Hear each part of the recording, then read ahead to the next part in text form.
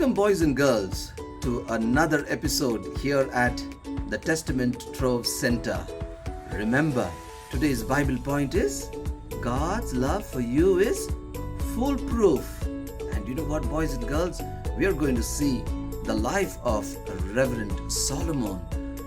Reverend Solomon is no more with us, but his daughter Caroline recollects of all the things and the anxious moments and the delays in the life of Reverend Solomon.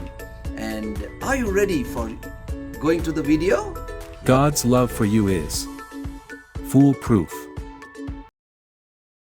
It's exactly 2 years ago. My dad fell very sick and it was very difficult for us to lose him.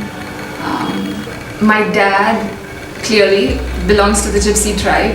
His village was situated in a very deep forest, in a valley which was surrounded by mountains and many kilometers of forest. And it was crazy that no one would have ever thought that someone could reach this place because it is so deep into the forest. A missionary from Norway, her name is Ms. Regina Hansen. She came walking about 15 kilometers into the forest and she found my dad's village in this dark place where no one could probably reach. This is in Tamil Nadu, okay, in the district of Dharmapuri. Gypsy village is usually called the Tanda.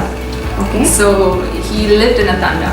First time when she came and she gave him a Bible, my grandfather, who had studied only 4 years of schooling, he began to read this book. When he read it, he said that he felt somebody talk to him through these pages. But he said that I haven't experienced anything of this sort like I do when I read this book. And I wish someone would tell me more about what this book is speaking about. This missionary came and found my dad in the village.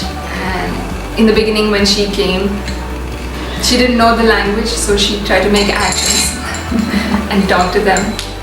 But she was the carrier of the gospel, and then she's the reason why my dad came to the children's home, because she asked my grandfather, my dad's dad, if she could take them meaning my dad and his sister, to give them an education and give them a better life. After that, she brought him to Bangalore, where he did his bachelor's in theology in the Southern Asia Bible College. My dad received a call to be able to go back among his people to minister the gospel. Wow, so your father had a goal to go back and minister to his people. Yes. Just like how the missionary rescued your dad was going to go and rescue a whole lot. Whoa, so kids, guess what? After Reverend Solomon received his call, he was at SABC completing his studies, waiting to go back to his village. But little did he know, parallelly God was working in another man's life, all the way in France, just to unite these two heroes. There was a man in France who had God on his life and he ministered there. He carried the gospel to the people in France. On one of his trips on his bicycle, this is back in the 60s, he found a gypsy camp on the way. And this gypsy camp does not look like gypsy camps here in India, where there are little tents. But there, he saw these little caravans parked along the side of the road, and there were so many of them. And on one of his trips, he thought he should just stop because he had heard what kind of a reputation these gypsies had. So he'd heard that they are rejected. He had heard that they are thieves because every time they would go from place to place, because they're nomadic, right? They go from one place to another, they stay and then they move again. And he wanted to know more about them, and he started to research. And he saw that the gospel was not reaching them, and he really began to have this incredible burden for the gypsies. So he began to find and look for answers to see where did these people come from. And then his research led him to see that they come from India. Search was futile because he didn't find even one gypsy.